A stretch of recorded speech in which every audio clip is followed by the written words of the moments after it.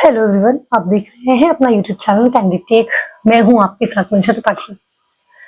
UAE के जो president हैं, फेमसली नोन एज एमबीजेड मोहम्मद बिन जायद अल नयान, वो इंडिया में के विजिट के लिए आए थे। एंड ये जो विजिट है, वैसे तो head of the states India आते जाते रहते हैं, लेकिन ये यूनिक इस मामले में हो गई कि ये इनकी जहां पे एक फॉरेन डिग्निटरी या हेड ऑफ द स्टेट की विजिट अनाउंस की जाती है मंथ्स इन एडवांस, ये अनाउंस की गई on the eve of MBZ's arrival. And वो मात्र 3 घंटे के लिए आए थे इंडिया में, 2 दिन का दौरा नहीं था। वो 7 घंटे यहाँ दुबई या आबू धाबी से दिल्ली की फ्लाइट 3 से 4 घंटे के बीच की होती है, 3 साढ़े 3 घंटे की एक तरफ। तो अगर आप दोनों आना जाना काउंट करें तो तकरीबन 7 घंटे का ट्रैवल लगा होगा, जिसमें वो सिर्फ 3 घंटे मतलब जो आपका रुकने का टाइम था, ट्रैवल टाइम था, वो जो आपका रुकने का टाइम था इंडिया में, उससे ज्यादा तो आपका ट्रैवल टाइम था। आप 7 घंटे एयरक्राफ्ट में बैठ के आए फॉर 3 आवर विजिट। और इसलिए लोग इस पे बहुत ज्यादा अटकलें लगा रहे हैं कि आखिर ये इमरजेंसी विजिट क्यों, ये इतना ऐसी क्या अर्जेंसी आ गई थी कि इतनी स्पीड में ये विजिट की। हालांकि MEA ministry of external affairs के द्वारा जब अनाउंसमेंट की गई इस विजिट के बारे में, तो उसमें किसी भी तरीके की अर्जेंसी या कि नहीं ये या किसी भी मिलिट्री अलायंस के बारे में मना कर दिया गया कि ऐसा कुछ नहीं है, कि ये विजिट किसी भी चीज का रिस्पांस नहीं था। एंड भले ही ये एकदम लास्ट मोमेंट अनाउंस की गई, लेकिन इतने सालों से इंडिया और यूएई का जो रिश्ता है वो डेवलप हो रहा है, इसलिए इतना भी आउट ऑफ ब्लू ये विजिट नहीं थी, लेकिन उसके बावजूद डाउट्स रिमेन। तो एक बार नजर डाल लेते हैं इस विजिट पे। एंड ऑब्वियसली फॉर श्योर कोई भी बता नहीं सकता कि इसकी वजह क्या है, अगर कुछ है भी, कि ये 3 घंटे की इतनी शॉटगन विजिट क्यों रखी गई। लेकिन जो एक्सपर्ट्स एंड एनालिस्ट बता रहे हैं उस पर नजर डाल लेते हैं कि आखिर इस 3 घंटे की विजिट के कुछ बिग टेकअवेज क्या थे, एंड आखिर यूएई इंडिया से क्या चाह रहा है, and what might have triggered the visit. पहली बात तो ये कि ये जो टाइमिंग है इसकी विजिट की, वो एक बार हम देख लेते हैं। जो टाइमिंग है विजिट की, तो यूएई एंड सऊदी अरेबिया के बिटर हो रहे रिश्ते, ये दोनों कंट्रीज एक टाइम पे क्लोज एलाइज थे, लेकिन रिसेंटली जो यमन में फैक्शंस हैं, उसमें यमन में जो सिविल वॉर चल रहा है, उसमें यूएई एंड सऊदी अरेबिया ने अपने आप को डिफरिंग फैक्शंस को, अपोजिंग फैक्शंस को सपोर्ट करते पाया है। इस चक्कर में यूएई एंड सऊदी अरेबिया के बीच में, किंगडम ऑफ सऊदी अरेबिया के बीच में एक रिफ्ट सी हो रही है, उनके रिश्तों में खटास आ रही है, the relations are turning bitter. And इसी के चलते कुछ समय पहले सऊदी अरेबिया ने यूएई पे इल्जाम लगाया कि UAE kingdom of Saudi Arabia के सॉवरेनिटी पे इन्फ्रिंज कर रहा है, उसके सॉवरेनिटी पे एंक्रोच कर रहा है। एंड सपोजिडली सऊदी अरेबिया ने एक अलेज्ड शिपमेंट जो कि यूएई का था, एक शिप जो कि अलेजली यूएई के कार्गो कैरी कर रही थी, उस पे एयर स्ट्राइक्स भी की। तो ऐसे में ये रिश्ते जो खट्टे होते चले जा रहे हैं। एंड उसी के साथ अगर हम सऊदी अरेबिया का जो स्ट्रेटेजिक म्यूचुअल डिफेंस एग्रीमेंट है पाकिस्तान के साथ, तो वो भी एक तरीके से सऊदी अरेबिया के लिए यूएई के रिश्ते सऊदी अरेबिया से खराब हो रहे हैं। एंड सऊदी अरेबिया एक डिफेंस एग्रीमेंट साइन कर रहा है पाकिस्तान के साथ, और पाकिस्तान के पास एक न्यूक्लियर बम भी है। एंड लोग कह रहे हैं कि इस एग्रीमेंट के तहत पाकिस्तान अपना न्यूक्लियर अम्ब्रेला सऊदी अरेबिया को एक्सटेंड करेगा। धीरे धीरे टर्की भी इस अब एक नेगोशिएशन में है कि वो इस इस स्ट्रेटेजिक म्यूचुअल डिफेंस एग्रीमेंट को एंटर करेगा, साइन करेगा। तो ऐसे में ऐसा डर है कि ये न्यूक्लियर एग्रीमेंट, जो ये न्यूक्लियर अम्ब्रेला है पाकिस्तान का, वो ऐसे इन कंट्रीज को एक्सटेंड होगा जो कि इस डिफेंस एग्रीमेंट में आएंगे। तो सऊदी अरेबिया के साथ खट्टे हो रहे रिश्ते एंड पाकिस्तान के साथ उसका एक स्ट्रेटेजिक म्यूचुअल डिफेंस एग्रीमेंट, जिसमें कि उसको न्यूक्लियर वेपन्स को एक्सेस मिल जाएगा सऊदी अरेबिया को। ये यूएई को शायद खटका लग रहा था इस बात का। साथ में ही जो ईरान में प्रोटेस्ट है, एंड भले ही यूएसए ने अभी कहा है कि वो अटैक नहीं करेंगे, लेकिन यूएसए के अटैक की पॉसिबिलिटी रूल आउट नहीं की जा सकती। एंड ऑल्सो यूएसए आजकल एक बहुत ही ज्यादा अनप्रेडिक्टेबल एलाई हो गया है। बहुत लंबे समय तक गल्फ कंट्रीज ने यूएस प्रोटेक्शन पे बैंक किया है, लेकिन with the attack on Qatar by Israel, and Qatar भी यूएसए का एक एलाई था। यूएसए का बेस कतर में है, उसके बावजूद हमास ऑफिशियल्स पे, हमास के लोगों पे कतर में अटैक, धीरे धीरे यूएस की जो सिक्योरिटी थी, वो सिक्योरिटी अम्ब्रेला जो यूएसए प्रोवाइड करता था, उस पे से भरोसा यूएई का क्या, किसी का भी नहीं रह गया है। उनके नेटो एलाइज पे को भी भरोसा नहीं रह गया है कि यूएसए काम आएगा कभी। अब वो ट्रम्प के, एटलीस्ट ट्रम्प जब तक है तब तक USA is an unpredictable, unreliable partner, तो उसकी सिक्योरिटी पे ये भरोसा नहीं किया जा सकता।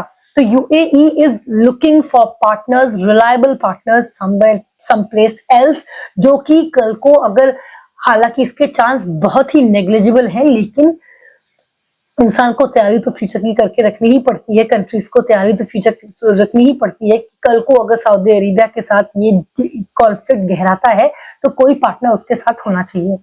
And independently of all these, अगर ये जो यूएई है, ये बहुत सालों से वो सिर्फ एक ऑयल नेशन, एक ऐसा कंट्री जहां पे ऑयल होता है, वो ऑयल पे डिपेंडेंसी, सिंस हम अब वैसे भी ट्रांजिशन करना चाह रहे हैं अब फॉसिल फ्यूल से and renewable source of energy देख रहे हैं, तो यूएई की एक इच्छा रही है कि वो एक कॉमन प्रोडक्शन में की तरफ जाए, वहां पे ज्यादा ऑयल के अलावा कोई इंडस्ट्री हो, यूएसए के प्रति उसकी जो डिपेंडेंसी है वो न रहे। UAE wants to become a mature economy जो कि सेल्फ रिलायंट है, किसी पे डिपेंडेंट नहीं है। ऑयल पे भी अपनी डिपेंडेंसी अब यूएई कम करना चाह रहा है, सीइंग द फ्यूचर, जाकि फॉसिल फ्यूल से लोग जैसे ट्रांजिशन कर रहे हैं। So it wants to spearhead itself as a liberal economy, जैसे centres like Abu Dhabi and Dubai UAE में है, तो वो लिबरलिज्म का, वो एक लिबरल इकोनॉमी का जो वो अपना इमेज बनाना चाह रहा है। And it has been spearheading it from quite a long time, उसको बना के अब दूसरों से, यूएसए से एंड ऑयल पे अपनी डिपेंडेंसी घटाना चाह रहा है। It wants to become a self reliant nation that is dependent on no one. और ऐसे में वो हर एक ऐसे पार्टनर से अपने हर एक ऐसी कंट्री से पार्टनरशिप करना चाह रहा है जिसका इंटरेस्ट वेस्ट एशिया में है। It is keeping it's option open for every country, every partnership, every strategic partnership with every country that has any interest in West Asia। तो एक तरीके से इसको इस तरह से भी देखना चाहिए कि वो सिर्फ ये एक रिस्पॉन्स नहीं है जो डिफेंस पैक्ट हुआ है सऊदी अरेबिया एंड पाकिस्तान का, ये विजिट मात्र एक रिस्पॉन्स नहीं है उसका, ये विजिट एक इंडिपेंडेंट विजिट भी है, जिसमें कि यूएई की इच्छा है कि वो अपने पार्टनर्स डाइवर्सिफाई करे एंड यूएसए के अलावा एंड ऑयल प्रोडक्शन के अलावा और भी दूसरी डायरेक्शन में जाए, अपने प्रोडक्टिविटी एंड अपने अलायंसेस डाइवर्सिफाई करे। इंडिया का वैसे भी हमेशा ही बहुत ही हिस्टोरिकली आपने देखा है कि वो कभी भी किसी के साथ अलायंस में नहीं जाना चाहता है। एकदम पीक ऑफ कोल्ड वॉर में भी उसने साइड्स पिक नहीं किए थे, तो अभी भी इंडिया का डाउटफुल है कि वो मिलिट्री अलायंस किसी के साथ करेगा। एंड इंडिया के रिश्ते हालांकि सऊदी अरेबिया के साथ भी बहुत खराब नहीं है। इंडिया हैज ऑलवेज वो बैलेंसिंग एक्ट किया करता रहा है। It has always walk the tight rope and strategic autonomy, इसको इंडिया इतना ज्यादा ट्रेजर करता है, अपने इतनी इंपॉर्टेंस, इतनी प्रायोरिटी देता है अपने स्ट्रेटेजिक ऑटोनॉमी पे कि डाउटफुल है कि वो किसकी मिलिट्री अलायंस में जाना चाहेगा। लेकिन फिर भी इस विजिट में दोनों कंट्रीज ने साइन किया है a letter of intent for strategic mutual defence agreement, a letter of intent for strategic partnership between the two countries, UAE and India। and जो strategic defense agreement है इसका इंडिया और UA के बीच में, इसका फिलहाल लेटर ऑफ इंटेंट ही है, मतलब अभी ताना बाना और इसका डिस्कस होगा एंड वो लेटर ऑन साइन होगा। लेकिन एक स्ट्रेटेजिक, अगर स्ट्रेटेजिक पार्टनरशिप दोनों कंट्रीज के बीच में साइन हो जाती है डिफेंस में, डिफेंस स्ट्रेटेजिक पार्टनरशिप साइन हो जाती है, तो it will lead to more weapons trade, more arms trade and more joint military exercises। ये एक deepened partnership होती है, strategic partnership डिफेंस में जो पार्टनरशिप है वो डीपन हो जाएगी। also $3 बिलियन की डील के तहत ये अग्री हुआ है कि यूएई इंडिया को 0.5 million metric ton of liquefied natural gas LNG supply करेगा इंडिया को annually over the period of 10 years, making India the second largest making UAE the second largest LNG supplier of India. तीसरी इस visit का तीसरा big tech away है वो है कि दोनों कंट्रीज ने प्लेज किया है कि वो अपने ट्रेड को अगले 6 सालों में डबल करेंगे टू $2 बिलियन बाय 2032। दोनों के बीच में सिविल न्यूक्लियर कोऑपरेशन भी ये अग्रीमेंट भी साइन हुई है after the passing of Shanti bill, जो इंडिया में लास्ट पार्लियामेंट सेशन में वो sustainable harnessing and advancement of nuclear energy for transport transforming India, ये शांति बिल जो पास हुआ था उसके तहत अब यूएई एंड इंडिया के बीच में सिविल न्यूक्लियर कोऑपरेशन होगा। UAE will help establish super computing clusters in India.